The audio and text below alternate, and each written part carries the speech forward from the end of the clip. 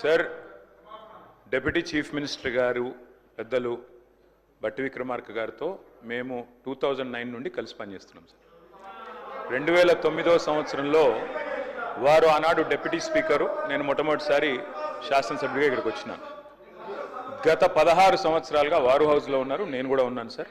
వారితో కలిసి మాకు ఫ్రెండ్షిప్ ఉంది, వారంటే గౌరవం ఉంది. ఒక పెద్దన్నలాగా వారిని గౌరవిస్తాను సార్. అధ్యక్ష, నేను దయచేసి మిమ్మల్ని కూడా కోరుతున్నాను sir, you have to come to our rescue. ఇప్పుడు ఆది శ్రీనివాస్ గారు లేచి ఎన్ని చదివినారు సార్? అట్లా చదవచ్చా సార్? ఇది పార్లమెంటరీ ప్రొసీజర్, ఇదన్నీ పార్లమెంటరీ మాటల అధ్యక్ష. మరి నేను అనలేనా అధ్యక్ష? ఓటుకు నోటు దొంగ ముఖ్యమంత్రి, 20% కమిషన్లు, 30% కమిషన్లు మీ ఎమ్మెల్యేలు అంటున్నారు. నేను అనలేను అధ్యక్ష ఈ మాటలు? నేను అంటలేను అధ్యక్ష, నేను అంటలేను. నేను అనొచ్చు కానీ నేను అంటలేను అధ్యక్ష. ఇంకొక మాట చెప్తున్నా అధ్యక్ష, దయచేసి మీరు మా రెస్క్యూకి రావాలి. నేను ఏం అనలేదు అధ్యక్ష, నేను వారిని ఏం అనలేదు అధ్యక్ష. నేనేమన్నాను అధ్యక్ష, జడ్చర్ల శాసనసభ్యులు అనిరుద్ధ్ రెడ్డి గారు 30% కమిషన్ అని మాట్లాడినారు, దాని మీద చర్య తీసుకోమని రెవెన్యూ మినిస్టర్ గారిని అడిగాను. 20% కమిషన్ అని కాంట్రాక్టర్లు ధర్నా చేస్తున్నారు సెక్రటేరియట్లో, చర్య తీసుకోమని అడిగినాను. మరి నేను అనొచ్చు కదా అధ్యక్ష, పిసిసి అధ్యక్ష పదవిని 50 కోట్లకు కొనుక్కున్నాడు రేవంత్ రెడ్డి అని చెప్పి కోమటిరెడ్డి వెంకటరెడ్డి నేను అనొచ్చు కదా అధ్యక్ష? సాంబశివరావు గారు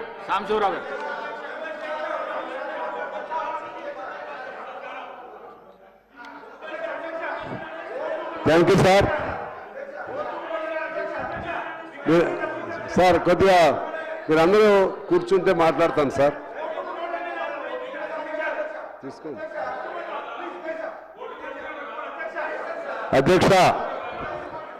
ఈరోజు ఈ సభ జరుగుతున్నటువంటి తీరు చాలా దురదృష్టకరంగా ఉంది. ఇది వీధుల్లో కూర్చుని వీధి పోరాటాల్లాగా ఇలా మాట్లాడుకోవటం న్యాయంగా లేదు. ఎవరైనా మాట్లాడకూడదు. అంటే వ్యక్తిగతంగా ఎవరినైనా హర్ట్ చేస్తే అందరూ ఎమ్మెల్యేలైనా మంత్రులైనా ముఖ్యమంత్రులైనా సరే వ్యక్తిగతంగా మానసికంగా ఒక్క నిమిషం గౌరవ సభ్యులు కేటీఆర్ గారు వ్యాఖ్యలను రికార్డుల నుండి తొలగిస్తున్నారు.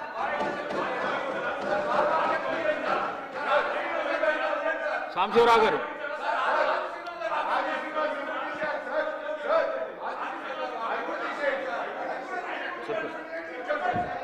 సార్, మనకి బయట రాజకీయ వేదికలు చాలా ఉంటాయి సార్. రాజకీయ వేదికల పైన మాట్లాడుకోవచ్చు.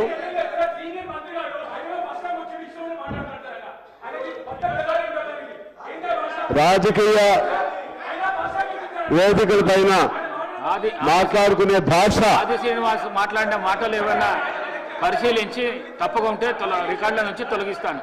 మాట్లాడండి.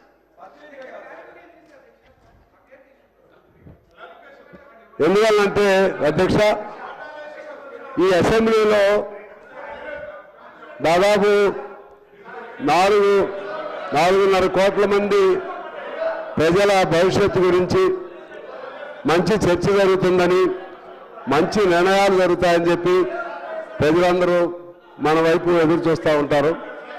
కానీ దురదృష్టం ఏంటంటే, మనం ఒక స్థాయిలో ఉన్నటువంటి వాళ్ళం, ఎంతైనా కోపం ఉండొచ్చు, ఎంతైనా ఆవేశం ఉండొచ్చు, ఎంతైనా బాధ ఉండొచ్చు, కానీ పరిధిని దాటకూడదు. పార్లమెంటరీ సాంప్రదాయాలు ఉంటాయి, అసెంబ్లీ సాంప్రదాయాలు ఉంటాయి. వాటిని దాటి మాట్లాడినప్పుడు ఇటువంటి ప్రాబ్లమ్స్ వస్తూ ఉంటాయి. అందులో అద్దాల మేడలో కూర్చుని రాయేస్తే మరలా అద్దాల మేడ పగిలిపోయింది అధ్యక్ష. అది వీరైనా వారైనా సరే, ముందు ఎప్పుడైతే ఒక వ్యక్తిని మానసికంగా పర్సంటేజ్లని ఇటువంటి అనకూడదు అధ్యక్ష. వారన్నా తప్పే, మీరన్నా తప్పే. ఇది మీరు అన్నారు. ఇది మీరు సార్ కేటీఆర్ గారు, నేననేది వినండి దయచేసి. నాతో అవసరం లేదు, దయచేసి వినండి. ఎవరైనా సరే ఇది ఒకరిని బట్టి ఒకరు నేర్చుకుంటున్నారు. ఒకరు మీరో మాట అంటారు, వాళ్ళో మాట అంటున్నారు. మీరో మాట అంటే వాళ్ళో మాట, వాళ్ళో మాట అంటే మీరో మాట. ఇద్దరు చెప్తున్నాను. ఇవాళ సభలో జరిగిన పరిణామం గురించి నేను మాట్లాడుతున్నాను. ఇవాళ సభలో జరిగిన పరిణామం జనరల్గా బట్టి గారు ఎప్పుడు కూడా ఈ doesn't lose his temper sir. ఇది ఎప్పుడు అన్నారు మీరు? ఎప్పుడు 30% అంటే వాళ్ళు కూడా ఒకటి అంటారు. ఏ ఉపయోగం చెప్పండి? మీరు 1% అంటారు, వాళ్ళు ఇంకోటి అంటారు. అంటే ఇప్పుడు నేను అనేది ఇప్పుడు అవన్నీ నేను సార్ నేను అనేది ఒకటే. ఇప్పుడు ధర్నాలు చాలా అవుతాయండి, అవన్నీ ఇక్కడ మాట్లాడుకునేవి కాదు. ఈ వేదిక మీద అట్లా అనుకుంటే ఇక సభ ఎందుకండి? సభ చాలా సభలో మాట్లాడుకునే పద్ధతులు వేరే ఉంటాయి, బయట మాట్లాడుకునే విధంగా మాట్లాడకూడదు. దయచేసి నేను as a well wisher of both sides I want to advise you, I want to advise both the sides to be under control, to be restrain. ఎందుకంటే ఇది ఇలా పోతూ ఉంటే ఎవరికైనా సరే అది బాధాకరం, ఇబ్బంది. దయచేసి ఇక్కడి నుంచి ఫుల్ స్టాప్ పెట్టి మంచిగా మాట్లాడుకుందాం, సబ్జెక్టుని మాట్లాడుకుందాం. మన వేదికలు ఉంటాయి కదా, బీఆర్ఎస్ వేదిక ఉన్నప్పుడు మీరు ఎన్నైనా అనండి, వారి వేదిక ఉన్నప్పుడు వారు అంటారు, మేము ఉన్నప్పుడు మేము ఇద్దరు కూడా అనొచ్చు మేము.